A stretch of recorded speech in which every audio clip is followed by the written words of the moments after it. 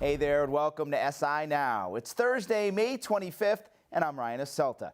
As we inch our way to the holiday weekend, the Cleveland Cavaliers will look to finish off the Celtics tonight and punch their ticket to a third straight NBA Finals. We're going to get into the NBA in just a bit. Plus, we're going to take a look at the latest athlete to win the title on Dancing with the Stars. Yeah, he's got some sweet moves. But first, imagine putting the mind of Confucius inside the body of 1970s Arnold Schwarzenegger. You'd come up with Kai Green, one of the biggest stars in the world of bodybuilding, who's as meditative as he is muscular. He's featured in the new documentary Generation Iron 2. It's out now, and we spent some time with Green both inside the gym and inside his mind.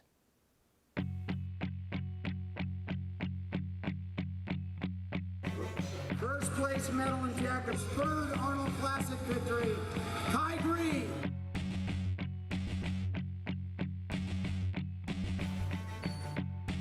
Bodybuilding is not the wellspring from whence my spirit flows from. It was a tool that helped me understand and recognize who I wanted to be. So rather than suggest, well, I'm trying to do, we're getting it done. Hence the term, AKA Mr. Getting It Done.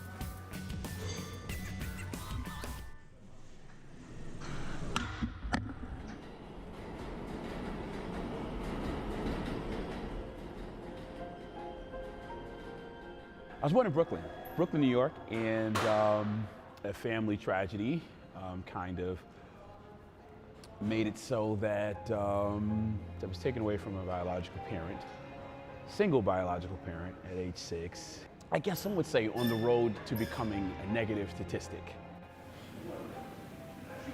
I was fearful of that reality and thought that that was something that would haunt me. The conclusion that I came to was understanding that it's very important to work and to have an idea that you want to represent and work to see it realized in your life every day. And if you're true enough, and if you believe enough, and you're willing to work hard enough, you can create the reality you want.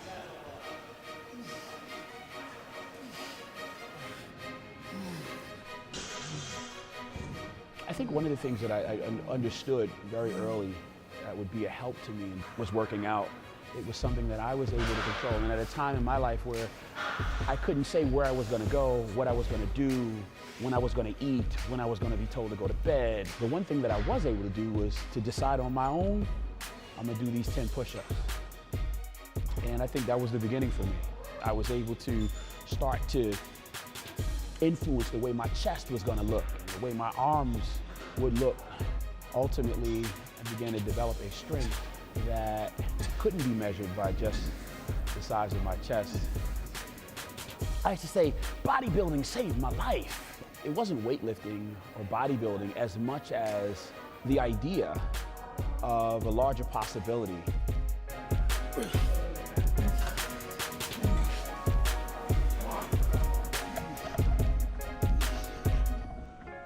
Training is not physical. I don't believe training is physical. It's something that, you know, my body, my actions are all the product of my thinking. And I see myself at my root as a thinking center, capable of creating whatever said realities that I choose. I can do that. I mean, yeah, I can get lost in sets and reps. Look at my chest bigger, look at my arms bigger when I lose 3 dress sizes, but I think that's the minutia. The larger point that I believe that I'm in touch with the whole time with my hood on, whatever, I'm in gym training. This is my time. This is my opportunity. I think that the larger expression of the man is the ideas and the thoughts that he represents. I want to represent that idea of larger possibility.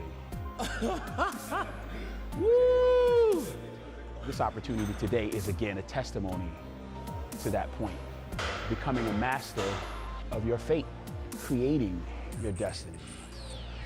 Not becoming a negative statistic simply because you're expected to, or you expect that of yourself, but you can create the reality that you want. And I'm very excited about still working, hence getting it done, AKA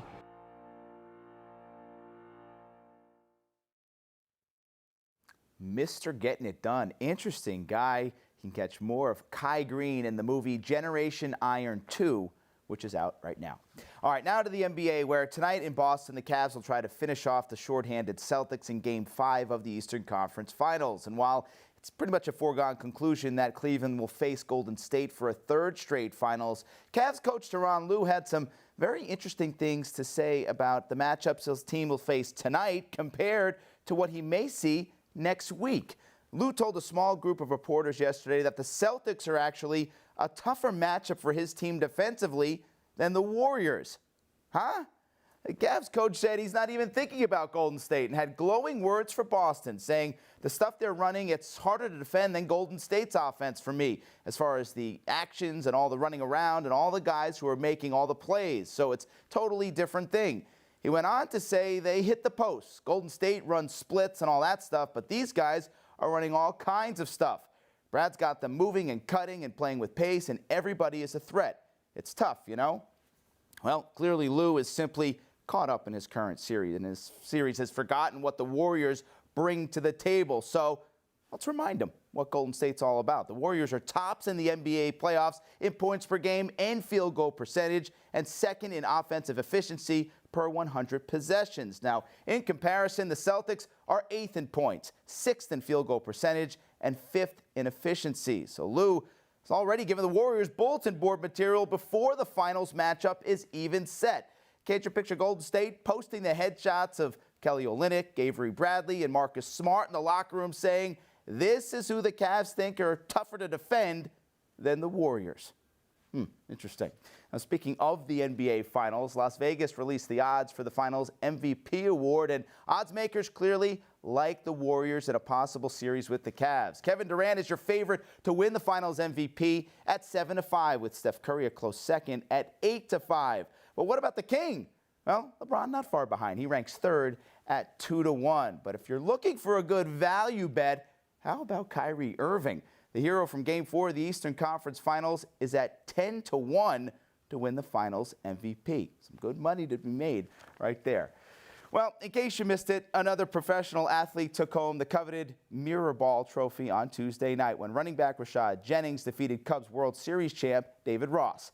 SI's Priya Desai caught up with the new DWTS champ, who says he may actually incorporate a little ballroom dancing into his touchdown celebration this season.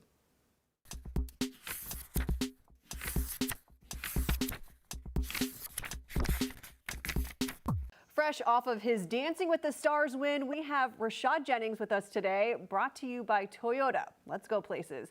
First off, congratulations, Rashad. Thank you, thank you. You are now the 4th NFL player to win the Mirror Ball trophy. Going into the finals, did you feel that pressure to bring the trophy back into the football family? No, I never felt any pressure to bring it back into the football world, but I did feel the pressure to perform because everybody who's done the show that's played football has done well, and I didn't want to go down in history as, who was this guy? What's more difficult, a two-a-day practice in the studio or a two-a-day on the field? Oh, no question. Two-a-day rehearsals and on the ball in the ballroom. Like, it's the dancing. I have to say, because it's not my profession too. You know, I'm primed for football. I'm built for that. That's what I do for a living. That's how I earn income. You know, it's second nature to me. But the ballroom dance, picking that up, being in frame. I've never ballroom danced before. I didn't know what a frame was. When she said get in frame, I'm like, she want to take a picture? The only time I ever heard of a frame is in a picture. So it's something brand new, a whole completely different art, using different body parts. And these rehearsals are gruesome. And so it's definitely 2 days of dance rehearsals way harder than 2 a day of football. So now can we expect you to maybe do a little ballroom dancing in the end zone?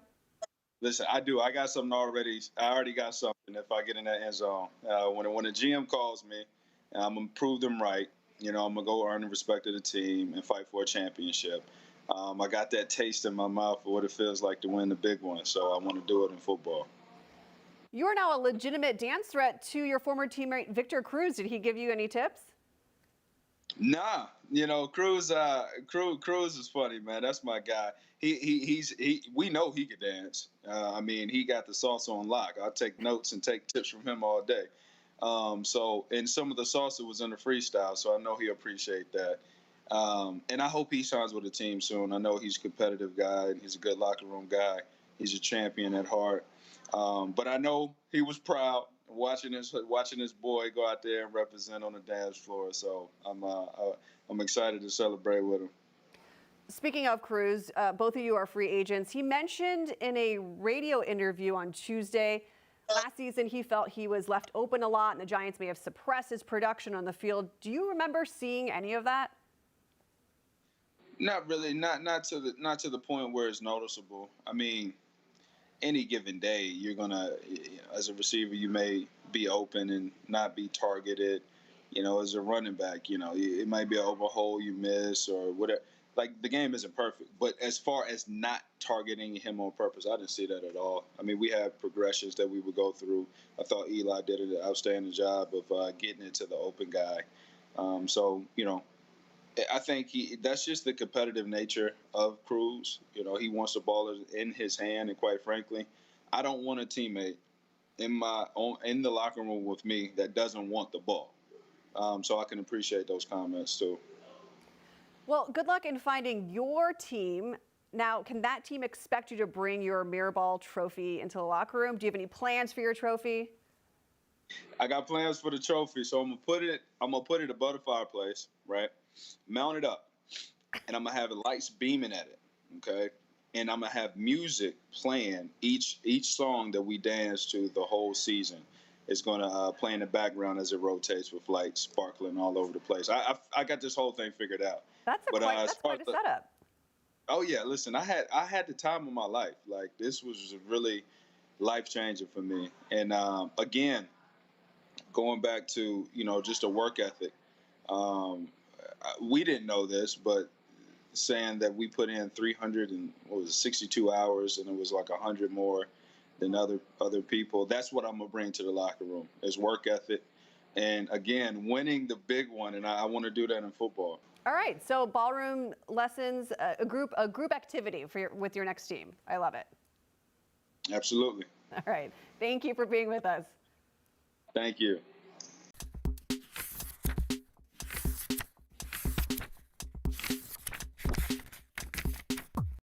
Hey guys, I'm Ashley Graham, and I am the author of a new model, What Confidence, Beauty, and Power Really Looks Like, and I'm here with Sports Illustrated to do a little photo reflection. Okay. So in this moment, I had just told Haley, you've got the cover, and I was wondering why Rhonda and I were up there in the first place. And next thing you know, Nick Cannon says, never before, 3 different covers, and turn around, I look at it, I go, oh my, I freak out. I also then say to myself, thank God it's such a good cover, because bad covers happen to good people.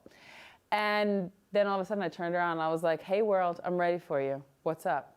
What's up? So this photo shoot happened in the most recent Sports Illustrated swim. We were in Fiji. I was stretching and making everything so sexy because I was in a thong and there was a lot happening and there was no support for the girls. But Utah always makes me beautiful.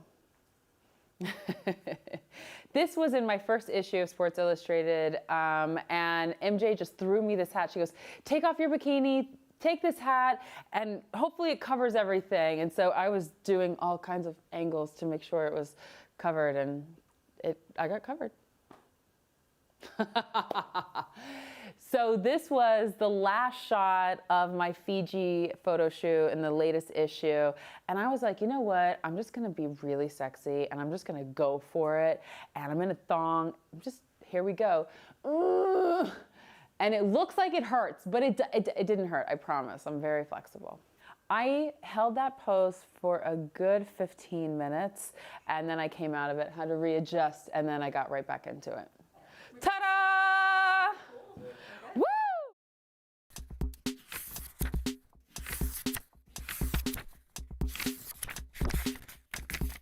The 101st running of the Indianapolis 500 takes place this Sunday. To preview the race, I'm pleased to be joined by the reigning champion, Alexander Rossi, and newcomer, Fernando Alonso. Of course, we know you from your very long and distinguished career at Formula One. You Formula One guys are making this look easy because, Alex, you race Formula One as well. Then you come to the Indy 500, you win it in your first try. And now, Fernando, you're here. You guys are both top 5 in the pole position for this year. I mean, are you surprised that, Alex, I'll start with you, that you found such early success making the transition from Formula One to IndyCar? Yes, but I think that just like any sport, you're kind of as good as the people around you. And motorsports, people think of it very much as an individual kind of event, but it's a massive team sport, and you can be the best driver in the world and not have a car that's capable of winning, and you won't do much with it. So I know, but you're understating it. What about the driving skills, right? I mean, you have to be taking over in this vehicle. What's the biggest adjustment that you found so far? Well, there are some differences that are quite noticeable. I think running on traffic, when all 33 cars are on the speedway, and you need to find the way to breathe some clean air, not behind the cars. That has been probably the biggest challenge that I had here. Alexander, now that you've been in the IndyCar circuit for a little bit, what would it mean if 2 back-to-back rookies who came from Formula One were to win the Indy 500? Well, it upset me because that'd mean I didn't win, right? So. Or you could just be the back-to-back champion. Yeah. No, I mean, I think it just shows, how Formula One is. It's a reminder that Formula One is the pinnacle, right? And IndyCar is an incredibly competitive championship, and I believe that there's a lot of crossover. I think that both championships require an elite racing driver, and the skills that you need in both of them transfer. I mean, it's very different environments and different cars, but at the end of the day, it's a race car, and if you're capable of driving one, you can drive the other. Okay, so what would it mean for you, Fernando, if you came over like Alex did a year ago and won the Indy 500 on your very first try? Well, that's something that will be a dream come true. But I don't go into the race with that target or with that mind. I think it's a very unique event. We felt competitive on this first week and on qualifying, but on the race, you don't know what is going to happen. It's a unpredictable race, so I don't go for a clear target on the race, just to have fun. Okay, well, we're wishing you the best of luck, absolutely. Before I let you guys go, I have to ask you about this really scary moment that occurred on Monday. What seemed like it was just a routine run to go grab some snacks for friends turned into an armed robbery of 2 fellow drivers. Scott Dixon and Dario Franchitti, of course, is retired now, but a longtime IndyCar driver. They've arrested 2 teenagers who they believe committed this crime. I mean, this is so scary. Have you reached out to Scott or Dario to see how they're feeling? Yeah, I mean, I see Scott every day, and we all kind of live together in the motorhome lot at the Speedway, and we're just thankful that they're okay, and the police did a great job finding the people that were suspects. I've talked to a lot of race car drivers, whether it's NASCAR, IndyCar, Formula One, what have you, and you guys have a different sort of relationship with risk and fear, because you have to be fearless when you're in a race car, because you know that anytime you go on the track, there is an inherent risk of major injury and perhaps even worse. Seeing in a situation like what happened to Scott and to Dario, does that fearlessness carry over outside the car, Fernando? Probably yes. I think on a race weekend, I mean, you are there. You know what the risks are, not only on the car, off the track. Anything can happen any day of our lives. We respect the place, we respect the speed, and we respect each other on the track, but without fear. Alexander, have you found that? Are you fearless outside the car as well? I think on most things, until last year, I went on a 2-seater ride in an acrobatic plane. Okay. I had some fear there. So there is something. So that I wasn't a big fan of. Presumably you were not driving this plane. You were not piloting the plane. I'm not a pilot. That was Right. more scary, probably. Yeah, The loss of control. That would be way worse, I think. I wouldn't be sitting here right now if I was doing flips in an airplane. Well, we're really glad that you are sitting here right now and that you made it through. Apparently, drivers are not totally fearless. We wish you guys the best of luck at Indy this weekend. Thank you.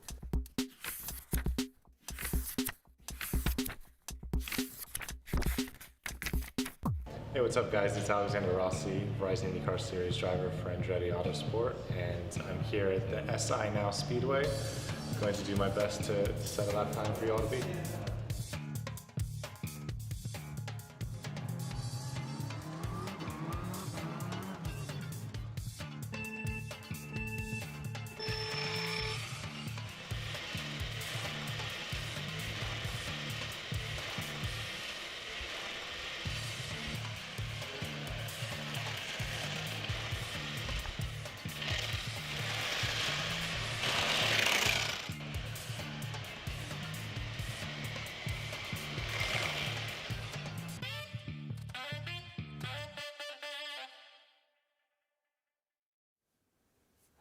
All right, and that's going to do it for this Thursday edition of SI Now. Be sure to tune in tomorrow, 10:30 a.m. Eastern, as the NBA Finals matchup could very well be set. Plus, we're going to have the amazing story of a Syrian refugee surfer.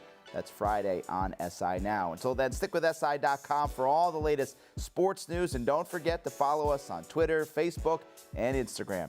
Have a great day.